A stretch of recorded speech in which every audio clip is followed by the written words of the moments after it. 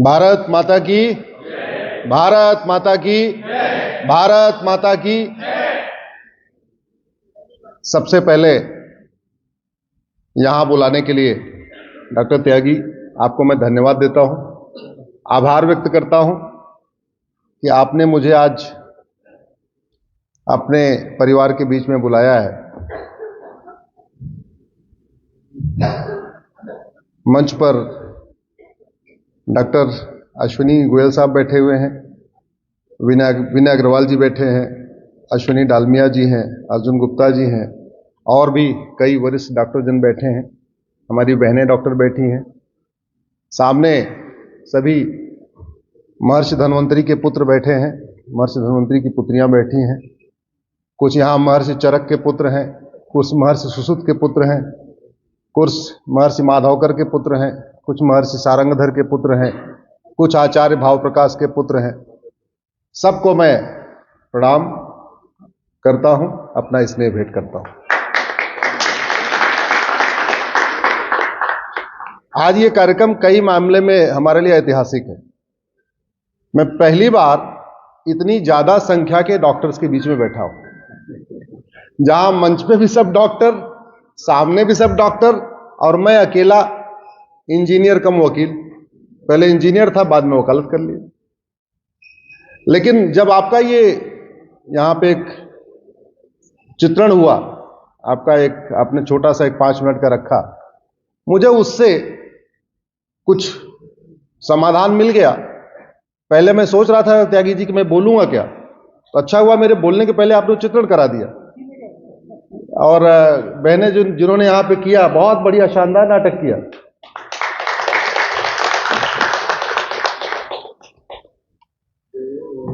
मैं पहले मारुति में था, जब इंजीनियर था, तब वहां जैपनीज के साथ काम करता था।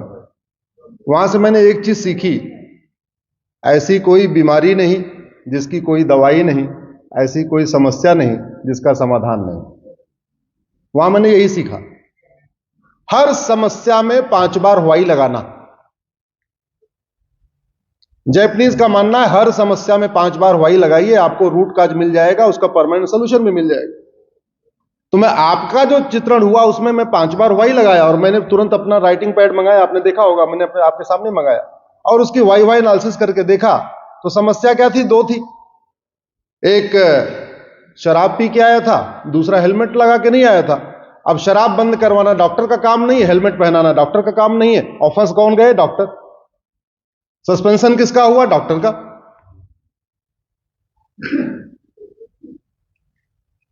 संविधान कहता है नशाबंदी करो, शराबबंदी करो, आर्टिकल 47।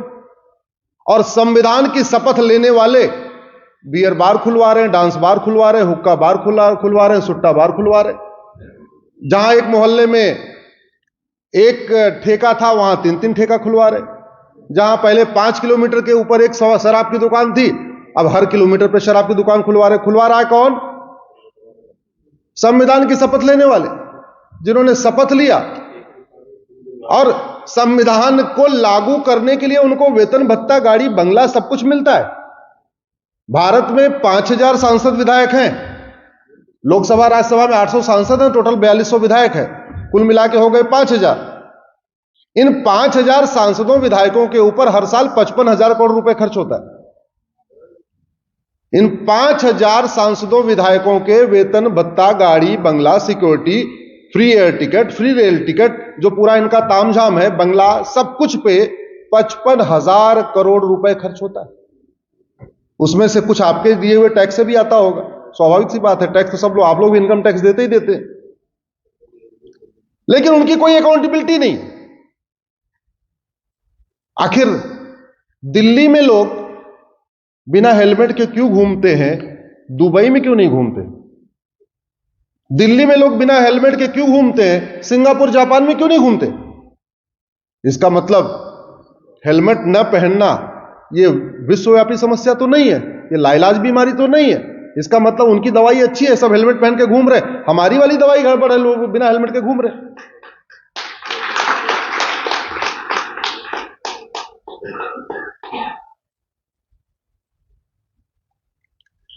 शराब पी के लोग गाड़ी दुबई में क्यों नहीं चलाते, सिंगापुर में क्यों नहीं चलाते, दिल्ली में क्यों चलाते? क्यों? क्योंकि भारत में रूल ऑफ लॉ है, और रूल ऑफ लॉ है, कानून का राज है। दुर्भाग्यवश वही घटिया है और कभी उस पर चर्चा ही नहीं होती। जैसे डॉक्टर का काम है दवाई देना, नाई का काम है बाल बनाना, मोची का काम है जूते ठीक करना, दर्जी का काम है कपड़े सिलना, मिस्त्री का काम है घर बनाना, वैसे सांसद विधायक का काम क्या है?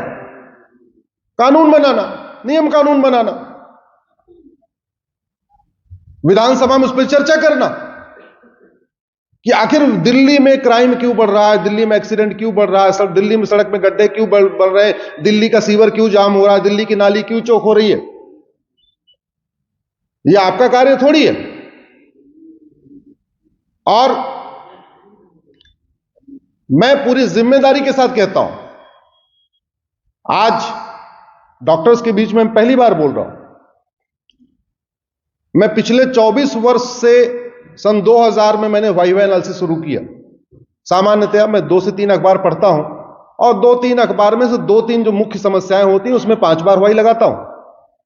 5 बार वाई लगाने के बाद मुझे समझ में आता है या तो कानून है नहीं या तो कानून घटिया है, और कुछ नहीं है। और कानून बनाने की कोई लागत नहीं, कानून बदलने की कोई लागत नहीं। और यह घटिया ठीक क्यों नहीं हो रहा है? क्योंकि हम कंपैरेटिव एनालिसिस नहीं कर रहे हैं, कंपैरेटिव स्टडी नहीं कर रहे हैं। आपके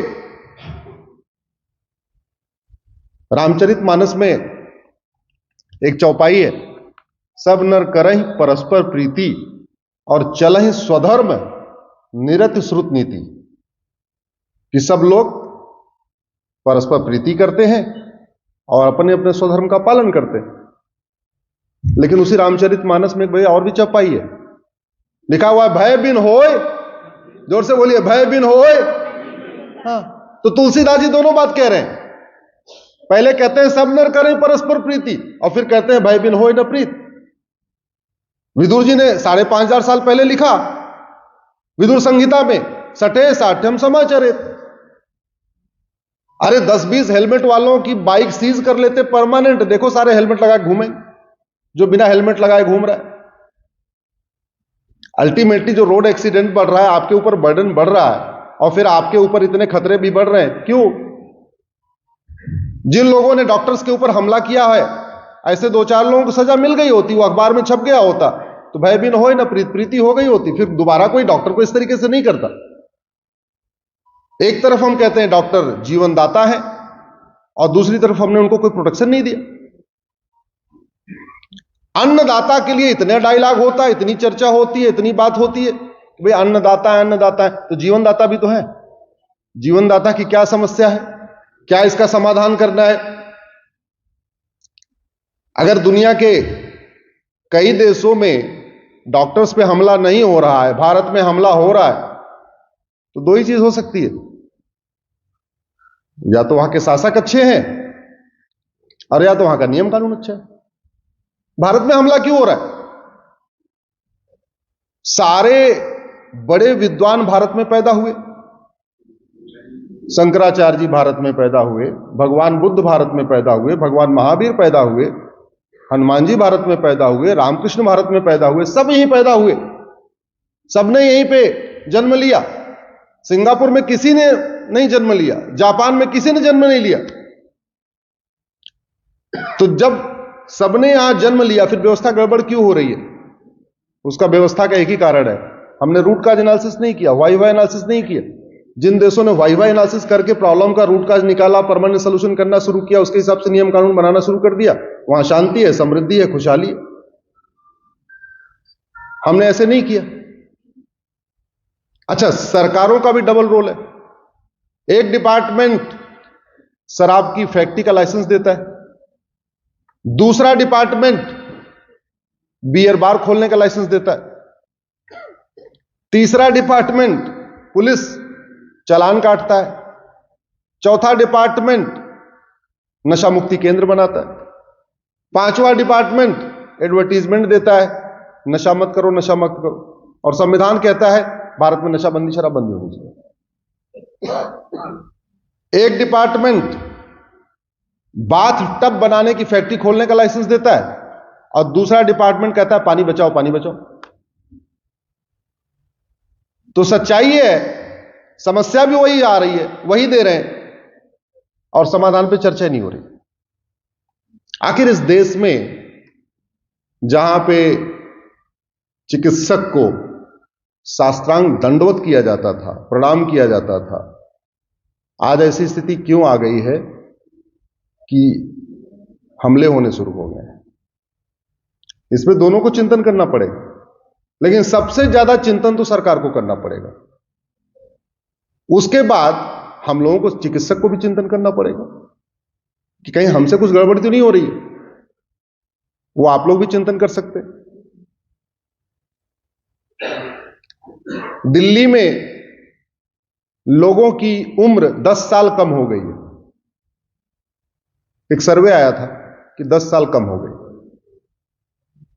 और वास्तव में जब से वो सर्वे आया तब से सर मैं नोटिस कर रहा हूं कि दिल्ली में जो डेथ हो रही है वो कितनी उम्र के बाद हो रही है। मुझे 85 से ऊपर वाला कोई मिल ही नहीं रहा है। जब भी मुझे 2-4 डेथ की सूचना मुझे डेली आती है, क्योंकि मैं पब्लिक लाइफ पे रहता हूं तो मेरे पास मैसेज आता रहता है। तो जैसे मुझे सूचना आती मैं पूछता हूं, अच्छा बताओ कितने साल में गए? मुझे 85 के ऊपर कोई मिल ही नहीं रहा। मैं गुजरात में जाता रहता हूं, वहां 100 साल वाले मिल रहे। इंदौर में मुझे 95-100 वाले मिलते हैं, दिल्ली में नहीं मिल रहे। क्यों नहीं मिल रहे? Air pollution, water pollution, noise pollution. Air pollution ज्यादा क्यों? वाटर पोल्यूशन ज्यादा क्यों? नॉइज पोल्यूशन ज्यादा क्यों? पॉपुलेशन ज्यादा। पॉपुलेशन ज्यादा है तो समस्या आएगी आएगी। पॉपुलेशन का समाधान क्या आपको करना है? आपको नहीं करना है। पॉपुलेशन समाधान किसको करना है? संविधान की शपथ लेने वालों को करना है। मिलावटखोरी के कारण इतनी बीमारियां बढ़ रही हैं। मिलावटखोरी आप नहीं रोक सकते, आप तो केवल दवा दे सकते हो।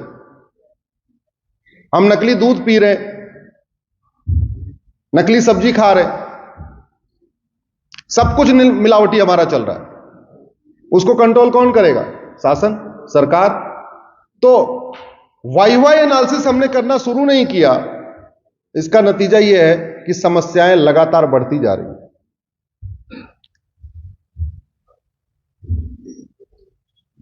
एक बार समस्याओं की रूट का एनालिसिस शुरू हो जाए, परमानेंट सॉल्यूशन शुरू हो जाए, और उसके लिए आज मैं डॉक्टर त्यागी आपसे रिक्वेस्ट करूंगा कि इंडियन मेडिकल एसोसिएशन को इस पे आगे आना चाहिए। खासतौर की शुरुआत यहीं दिल्ली से ही कर दें, इस दिल्ली से शुरू करते हैं कि 2-4 बीमारियों का रूट काज है क्या। उदाहरण के लिए इस एक्सीडेंट का ले लेते हैं। इस एक्सीडेंट का रूट काज यह है कि भारत में कानून का खौफ नहीं है। इस एक्सीडेंट का रूट काज है भारत में कानून का खौफ नहीं है। कानून का खौफ क्यों नहीं है? कानून घटिया है और न्यायिक व्यवस्था सड़ चुकी है। दिल्ली में, दुबई में इसलिए लोग अपराध नहीं करते, कानून का खौफ है।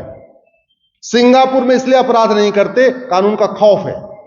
जापान में इसलिए अपराध नहीं करते, कानून का खौफ है।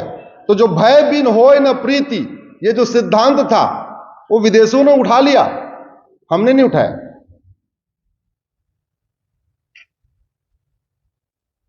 जिस दिन ये हो जाए कि आपने अपराध किया, आपको 6 महीने साल भर के अंदर कठोर कठोर दंड मिलेगा, खौफ पैदा हो जाएगा। और खौफ पैदा हो जाएगा तो भय बिन होए प्रीति। भय शुरू तो प्रीति शुरू। भय शुरू, अपराध रुकेगा। भय शुरू, डॉक्टर के ऊपर हमले रुकेंगे। भय शुरू, अच्छा ये जो सिस्टम चला है कि गलती डॉक्टर की नहीं है, सस्पेंड कर दिया डॉक्टर को, इसका तो सीधा सा कारण यह है कि भारत में लोकतंत्र नहीं है, भारत में भीड़तंत्र है। मैं नहीं मानता भारत में लोकतंत्र बचा हुआ है। वास्तव में भारत में भीड़तंत्र चल रहा है। क्योंकि आपको भले ही आप सही हो, लेकिन सामने से एक भीड़ आई, वो गलत भी है तो क्या, उसके साथ 20-25 लोग हैं, उनको लगा इनका साथ नहीं दूंगा तो पार्षद का चुनाव आ रहा है या विधानसभा का चुनाव आ रहा है, ये नाराज हो जाएंगे, और डॉक्टर साहब नाराज हो क्या करेंगे, तो हम दो हमारे दो वाले हैं। आपकी तो 4 वोट है, उधर 44 वोट है या 50 वोट है या 100 वोट है, तो किसकी चिंता ज्यादा करना है? 50-100 वोट वाली चिंता करनी। इसलिए देखना ही नहीं है कि डॉक्टर साहब सही हैं कि नहीं सही, सही ये देखना है भीड़ क्या कह रही है। भीड़ कह रही है भाई डॉक्टर गड़बड़ है, ठीक है सस्पेंड कर दो ना, गुस्सा खत्म, भीड़ का गुस्सा खत्म करो। ये जो पॉलिटिशियंस का सच बोलने का साहस खत्म हो गया है, कड़वा सच बोलने का जो साहस खत्म हो गया है। बहुत सारी बीमारियों का मूल कारण वही है। आपने इस पूरे उसमें कहा था ना दोषी कौन, तो मैं तो कह रहा हूं इस दोषी इस पूरे सिस्टम की है हमारा एडमिनिस्ट्रेटिव सिस्टम, दोषी है पुलिस सिस्टम, दोषी है जुडिशियल सिस्टम।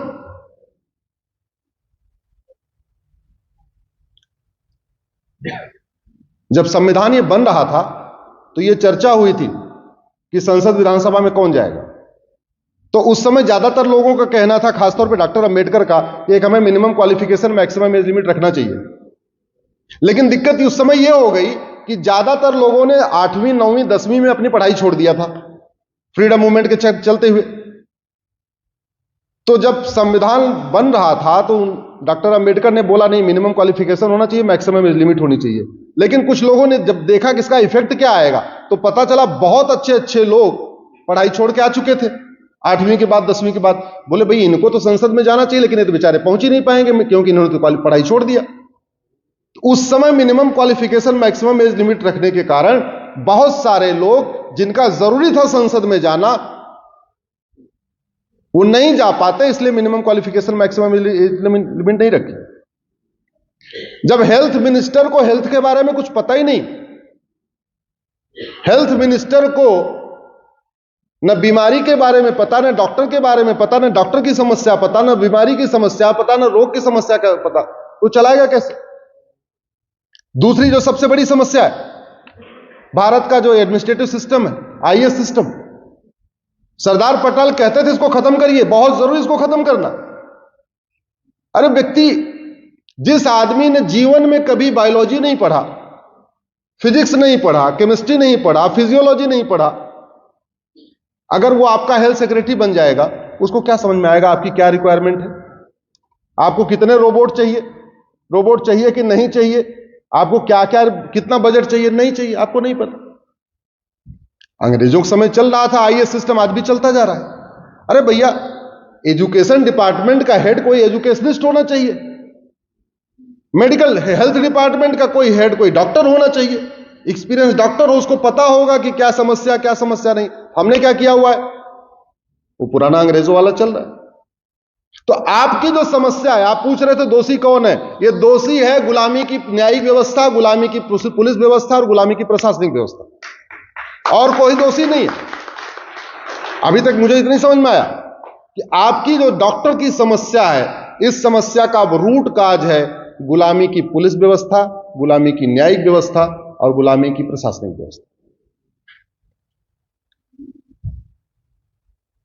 मतलब होमगार्ड बनने के लिए भी 8वीं पास चाहिए, 10वीं पास चाहिए, चपरासी बनने के लिए भी 10वीं पास चाहिए, और जिसको कानून निर्माता बनना है, लॉ मेकर जिसको बनना है, उसके लिए वो अनपढ़ अनाड़ी गंवार कुछ भी हो चलेगा, कोई दिक्कत नहीं, सब कुछ चलेगा। डॉक्टर बनने के लिए नीट क्वालिफाई करना है, उसके बाद फिर 4 साल का कोर्स भी करना है, फिर इंटर्नशिप भी करनी है, ट्रेनिंग भी करनी, 5 साल का कोर्स हो गया। लेकिन हेल्थ मिनिस्टर बनने के लिए कुछ भी नहीं चाहिए। तो जिसको कानून बिल्कुल एबीसीडी नहीं आती, वो कानून मंत्री बन रहा है। जिसका शिक्षा से दूर दूर तक लेना देना नहीं, जिसने नकल पास करके पढ़ाई किया, वो शिक्षा मंत्री बन रहा है। जिसका दूर दूर तक स्वास्थ्य से कोई लेना देना नहीं, वो स्वास्थ्य मंत्री बन रहा है।